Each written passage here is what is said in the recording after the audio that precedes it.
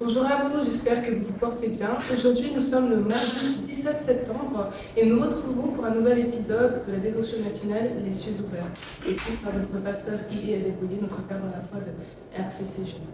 Le thème d'aujourd'hui est fragile dans la main de Dieu. Fragile dans la main de Dieu. Donc nous allons remettre d'abord cette étude entre les mains de Dieu et ensuite nous allons procéder. Seigneur Dieu, nous te remercions pour cette nouvelle occasion que tu nous donnes d'apprendre de toi, de partager.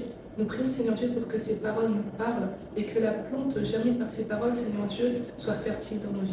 Que ton nom soit glorifié. Au nom de Jésus-Christ, nous avons prié. Amen. Donc, comme je disais, le thème d'aujourd'hui, c'est « Fragile dans la main de Dieu ».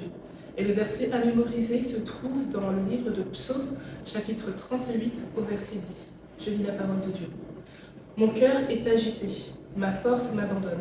La lumière de mes yeux n'est plus la même avec moi. » Donc là, nous voyons un passage où on parle de fragilité, où on se dit que le cœur est agité et on se sent un peu tourmenté. Nous allons continuer un peu plus dans l'étude pour entrer un peu plus dans les détails avec les exemples que notre Père dans la foi nous donne. Donc, dans le passage que nous allons lire, Psaume chapitre 39 au verset 4, c'est un passage qui a été écrit par David et où on voit qu'il fait état de fragilité malgré les prodiges qu'il est arrivé à faire grâce à Dieu. Lisons la parole de Dieu dans le livre de Psaume au chapitre 39, du verset 4 à 7. « Éternel, dis-moi quel est le terme de ma vie, quelle est la mesure de mes jours, que je sache combien je suis fragile. Voici, tu as donné à mes jours la largeur de la main, et ma vie est comme un rien devant toi. Oui, tout homme debout n'est qu'un souffle. Oui, l'homme se promène comme une montre, il s'agite vainement, il amasse, et il ne sait qui recueille. Maintenant, Seigneur, que puis-je espérer? En toi est mon espérance. » Donc notre Père dans la foi nous explique que David a été une personne, comme nous savons aussi avec certains passages qui nous est connu, David a été capable de faire des choses qu'un homme ordinaire qui n'est pas accompagné de Dieu ne pourrait faire.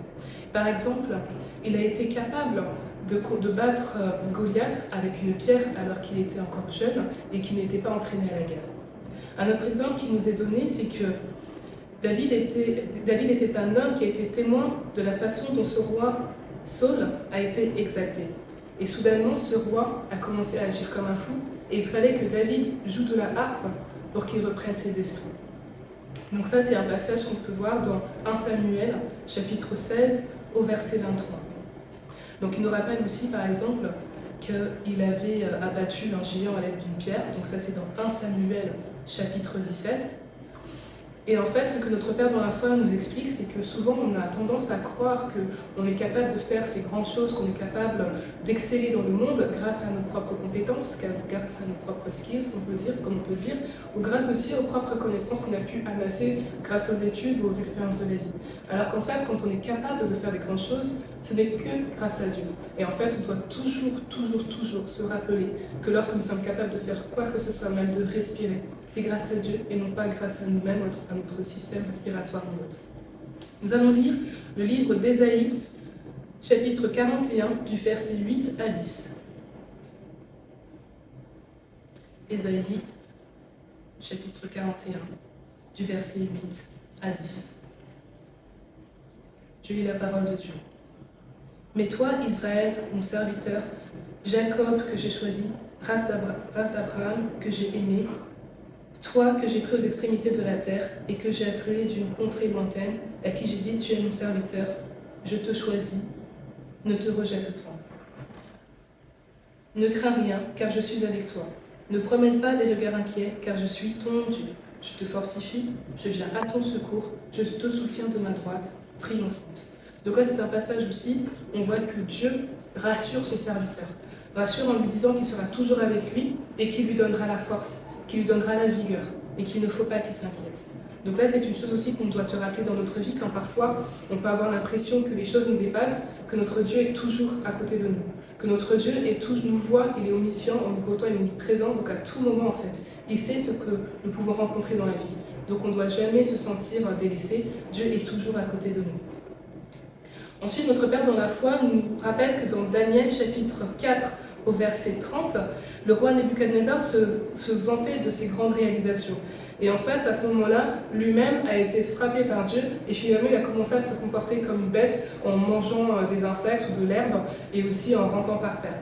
Donc ça, c'est pour dire que Dieu peut humilier qui il veut à tout moment. Dieu peut m'élever à tout moment, Dieu peut t'élever à tout moment, d'une même manière que Dieu aussi peut t'humilier à un certain moment.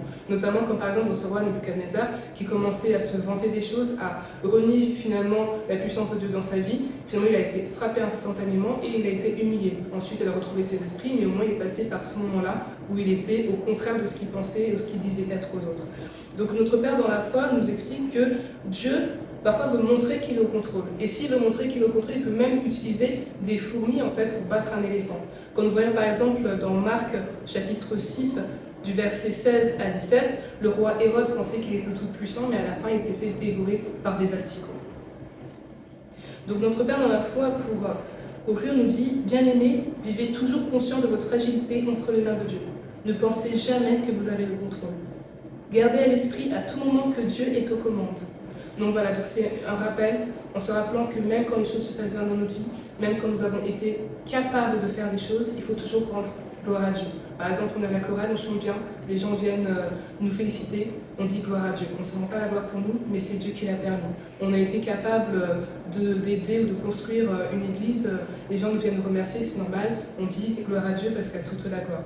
Donc voilà, c'est vraiment un exemple qui nous est donné, une explication ou un rappel en tout cas, en nous disant que par exemple, même quand on est à l'église, on ne doit pas être timide pour s'humilier devant Dieu. Par exemple, si on est touché et qu'on souhaite s'agenouiller pour l'adorer, on ne doit pas hésiter à le faire en se disant « mais les gens vont se dire qu'est-ce que je fais à genoux ?» Non, il s'agit de Dieu. Donc on doit garder en notre sein, notre cœur, qu'on doit s'humilier devant Dieu et que quoi que nous soyons capables de faire, on doit aussi rendre gloire à Dieu et amener les autres à rendre gloire à Dieu. Donc voilà, j'espère que cette nouvelle étude vous a parlé. En tout cas, moi, ça m'a parlé, comme toujours. Et ça me rappelle qu'il faut en effet que quand les choses se passent bien, quand j'arrive à faire certaines choses, il faut que je rende gloire à Dieu pour toutes ces choses-là, que ce n'est jamais grâce à moi, mais toujours grâce à Dieu. Nous allons clôturer en priant, en remerciant le Seigneur pour cette étude. Seigneur Dieu, nous te remercions, nous te rendons gloire et grâce. Nous te remercions encore une fois, Seigneur Dieu, car tu nous rappelles que chaque chose que nous sommes capables de faire, même de respirer, de manger, de marcher, tout cela n'est que grâce à toi. Et nous te remercions, Seigneur Dieu, car tu nous permets de nous rappeler que quand les choses aussi se passent très bien dans nos vies, que nous sommes capables de grandes réalisations, nous ne devons jamais nous approprier la gloire, mais que la gloire reste tienne à tout moment, à chaque instant. Que ton nom soit glorifié, Seigneur Dieu. Merci, Seigneur, au nom de Jésus-Christ, nous avons prié. Amen.